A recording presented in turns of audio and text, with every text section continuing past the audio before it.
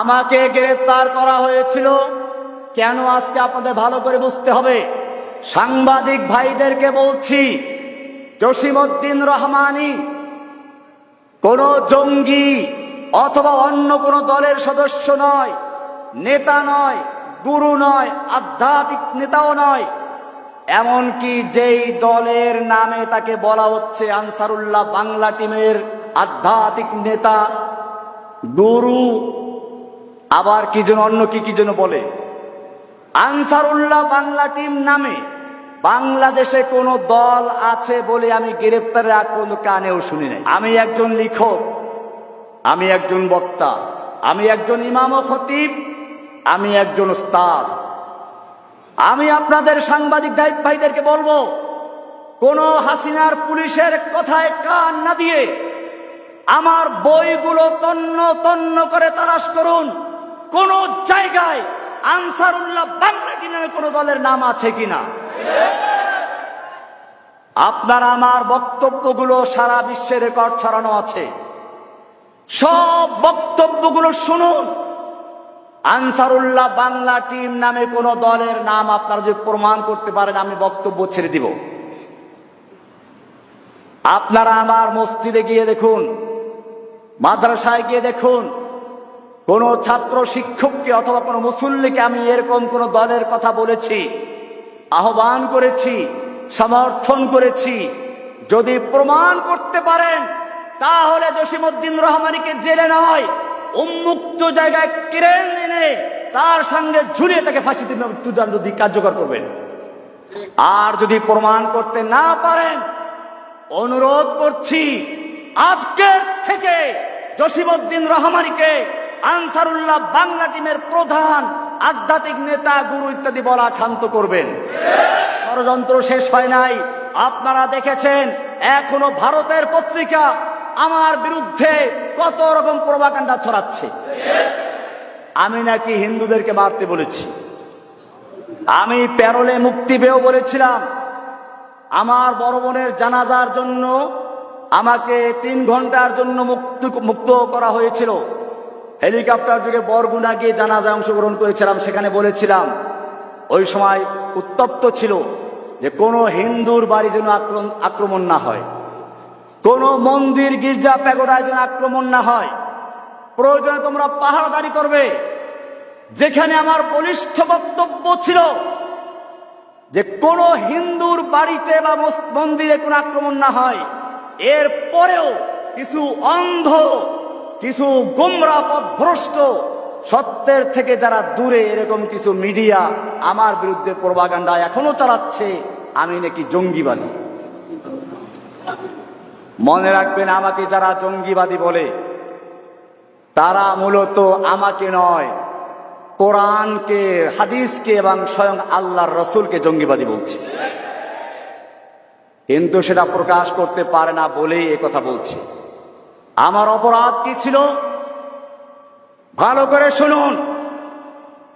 যখন এই দেশের একদল নাস্তিক মুরতাদ বিদেশ যাওয়ার জন্য কোনো ভিসা পায় না, তখন তাদের সহজ উপায় ছিল আল্লাহকে গালিগালাজ করা, রাসূলকে গালিগালাজ করা, রাসূলকে নিয়ে কটূক্তি করা এবং বিভিন্ন মিডিয়ায় সাতা প্রচার করা। আর তখন ওরা, আমাদের মুসলিমরা, ইসলাম প্রিয় লোকেরা, আল্লাহর প্রিয় লোকেরা, রাসূলের প্রিয় লোকেরা স্লোগান দেয়, এটা নিয়ে ওরা দেখায়। এবং তখন বিদেশিরা বলে, হ্যাঁ তোমাকেই তো দরকার, ভিসা দিয়ে দেয়, বিদেশ চলে যায়। যখন বিদেশ যাওয়ার জন্য তাদের একমাত্র মাধ্যম ছিল আল্লাহকে গালি দেওয়া, রাসূলকে গালি দেওয়া, তখন আমি মনে করেছিলাম এই লোকদেরকে স্থায়ী ভিসা দেওয়ার প্রয়োজন আছে। আমি স্পষ্ট বলতে চাই, শেখ হাসিনার বাপের জন্য আইন করা হয়েছিল, তাকে নিয়ে কটূক্তি করলে যাবজ্জীবন পর্যন্ত সাজা ছিল। আর আমার নবীকে নিয়ে কটূক্তি করলে তাদেরকে গ্রেফতার, সাজা দূরের কথা, পুরস্কার দিয়ে বিদেশ পাঠিয়ে দিত। তখন আমি একটা আয়াত পেশ করেছিলাম, লাইল্লাম ইয়ানতাহিল মুনাফিকুনা ওয়াল্লাযীনা ফী কুলুবিহিম মারাদু ওয়াল মুরজিফুনা ফিল মাদিনা। আল্লাহ বলছেন, যদি মুনাফিকরা এবং যাদের অন্তরে নিফাকের রোগ আছে তারা ইসলাম বিদ্বেষীরা, ইসলাম বিদ্বেষের মুনাফিক আগেই বলেছে, তাহলে এইটা কোন রোগ? এই রোগ হচ্ছে ইসলামের বিদ্বেষের রোগ, ইসলামের বিরোধিতার রোগ। ওয়াল্লাযীনা ফী কুলুবিহিম মারাদ ওয়াল মুরজিফুনা ফিল মাদিনা, এবং যারা শহরে গুজব ছড়ায় আল্লাহর নবীকে নিয়ে, আল্লাহ নবীর স্ত্রীদেরকে নিয়ে, কন্যাদেরকে নিয়ে গুজব রটনা করে।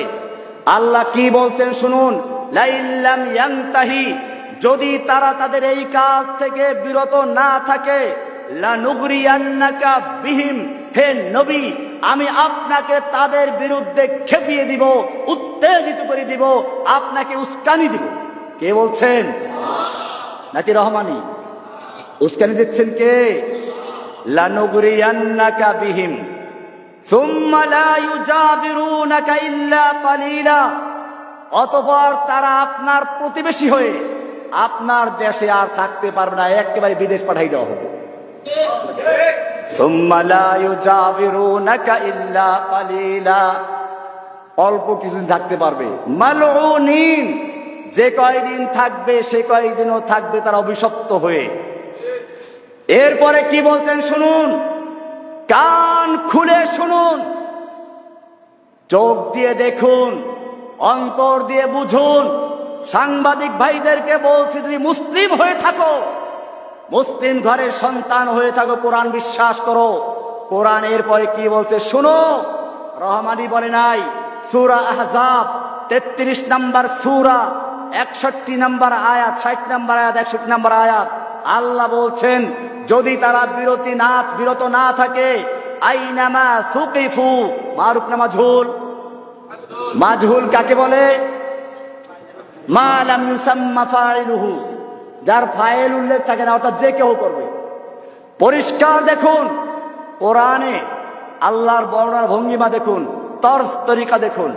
আস-সারিকু ওয়াস-সারিকাতু ফাকতাউ আইদিয়াহুমা, যদি চুরি করে তাদের হাত কেটে দাও, মারুফের সিগা। কারণ এটা রাষ্ট্র করবে। কে করবে? এটা ব্যক্তিগত বিষয় না, চুরি করলে আপনি হাত কাটতে পারবেন না। আবার শুনুন, আয-যানিয়াতু ওয়াজ-যানি ফাজলিদু কুল্লা ওয়াহিদিন মিনহুমা, জিনাকারিনী আর জিনাকারী এদের প্রত্যেককে 100 দোররা মারো। তোমরা মারো মানে রাষ্ট্র, মারুফের সিগা। এই ধারায় এখানে কি হওয়া উচিত ছিল?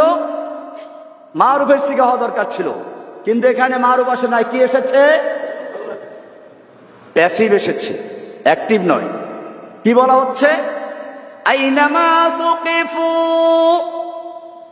ওদেরকে যেথায় পাওয়া যাবে, সংসদে পাওয়া যাক, রাস্তায় পাওয়া যাক, পত্রিকা অফিসে পাওয়া যাক, অথবা কোনো নেতা নেত্রীর বাসায় পাওয়া যাক, এমনকি যদি তাদেরকে সেনাবাহিনীর ক্যাম্পেও পাওয়া যায়, আইনামা সুকিফু, ওদেরকে যেখানে পাওয়া যাবে, উখিযু, পাকড়াও করা হবে না, আখাযু। উখিযু মারুফ না মাজহুল? অ্যাক্টিভ না প্যাসিভ? কেন বলা হলো? এইটা করার জন্য রাষ্ট্র লাগবে না, যে পাবে সেই কাজটা করতে পারবে। আইনামা সুকিফু, ওদেরকে যেখানে পাও তোমরা পাওয়া যাবে, উখিযু, ওদেরকে পাকড়াও করা হবে। তারপরে কি করা হবে? জেলে দেওয়া হবে। কি না জেল না ওদের জন্য। ওয়াকুতিলু তাকতিলা, ওদেরকে কেটে টুকরো টুকরো করে ফেলো। কে বলেছেন? ওয়াকুতিলু তাকতিলা। এরপরে কি বলেন শুনুন, সুন্নাতাল্লাহ, এটাই হচ্ছে আল্লাহর সুন্নাহ, এটাই হচ্ছে আল্লাহর রীতি। সুন্নাতাল্লাহিল্লাযীনা ক্বাদ খালাউ মিন ক্বাবলিকুম, তোমাদের পূর্বে যারা অতিবাহিত হয়েছে তাদের জন্য এই রীতি আল্লাহর ছিল।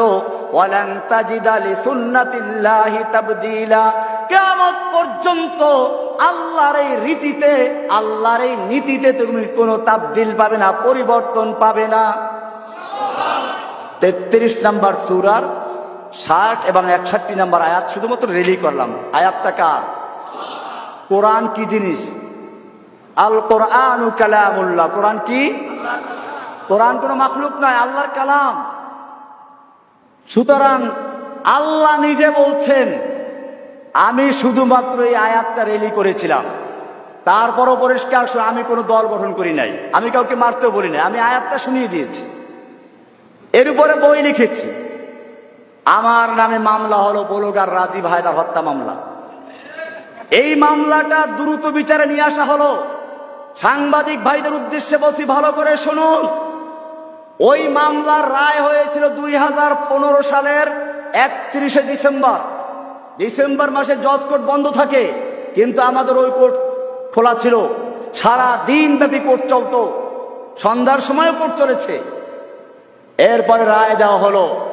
ওই রায়ের 285 রায়ের কপি 285 নম্বর পৃষ্ঠায় স্পষ্ট লেখা আছে, এই মামলার আসামি তখন ওই যে শাহবাগের আন্দোলনকে কেন্দ্র করে আমাদেরকে শিবির বলা হয়েছিল, জামাত বলা হয়েছিল, দেখে এগুলো পায় না, পরে আনসারুল্লাহ বানানো হলো।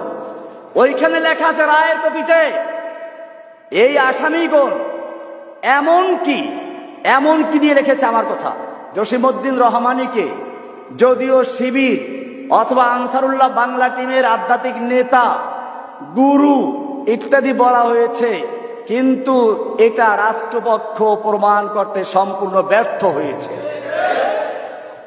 জজ কোর্ট থেকে কপিটা বের করুন, সাংবাদিক ভাইদেরকে বলছি, বের করে দেখুন সেখানে কি লেখা আছে। আদালতের রায়ের মাধ্যমে স্পষ্ট হয়েছে রহমানী কোনো দলের সাথে সম্পৃক্ত নয়। সুতরাং আপনারা যদি এর পরেও আমাকে এইভাবে লেখেন, আদালত অবমাননার জন্য আপনারা দায়ী থাকবেন এবং সেজন্য আইনি ব্যবস্থা নেওয়া হতে পারে।